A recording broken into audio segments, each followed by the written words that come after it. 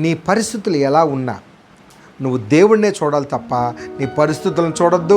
ఆ పరిస్థితులకు కారణమైన దుష్టుడిని చూడొద్దు. ఆ పరిస్థితులకు కారణమైన మనుషుల్ని చూడొద్దు.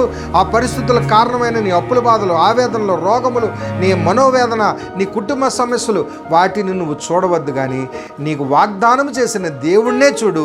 దేవుడు వాగ్దానం చేస్తున్నాడు, ఎన్ని ప్రతికూల పరిస్థితులు ఉన్నా, ఎన్ని గడ్డు కాలం ఉన్నా, ఏదున్నా, ఇదిగో విమోచకుడిని నేనున్నాను. నేను నీ శ్రమల నుంచి, నీ కష్టాల నుంచి విడుదల చేస్తాను. నీ పాపపు జీవితం నుంచి విడుదల చేస్తాను. నువ్వున్న ఎంత భయంకరమైన బానిస జీవితమైన, చాలామంది తాగుడుకు బానిస అయిపోయారు, చాలామంది వ్యసనాలకు బానిస అయిపోయారు, చాలామంది లోక సంప్రదాయంలోకి బానిసలు అయిపోయారు, డబ్బు వ్యామోహంలో పడిపోయారు, చాలామంది పాపములో పడిపోతున్నారు, శరీరేచ్ఛలతో పడిపోతున్నారు. ఇలాంటి బానిసత్వం నుంచి మిమ్మల్ని విడిపించడానికి ఏకైక రక్షకుడు మన ప్రభు అయిన యేసుక్రీస్తు. ఆయన మనకు వాగ్దానం చేస్తున్నాడు, ఇదిగో యుగ సమాప్తి వరకు నేను మీకు సదాకాలము తోడై ఉన్నాను.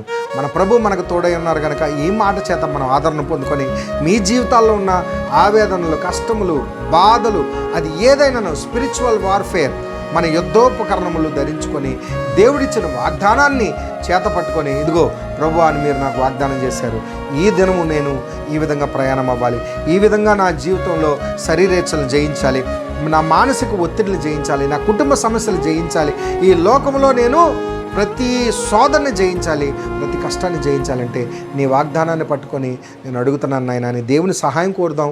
దేవుడు వాగ్దానం చేస్తున్నాడు, ఖచ్చితంగా మన జీవితంలో గొప్ప కార్యాలు చూస్తాం. నీతిమంతుడు విశ్వాసము మూలముగానే జీవిస్తాడు. దేవునికి స్తోత్రం చెప్పండి.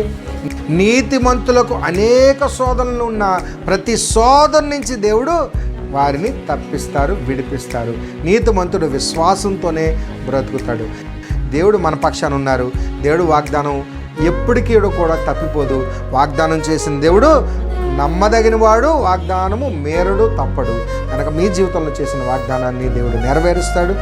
మోషేకు తోడై ఉన్న దేవుడు యెహోషువకు తోడై ఉన్నాడు.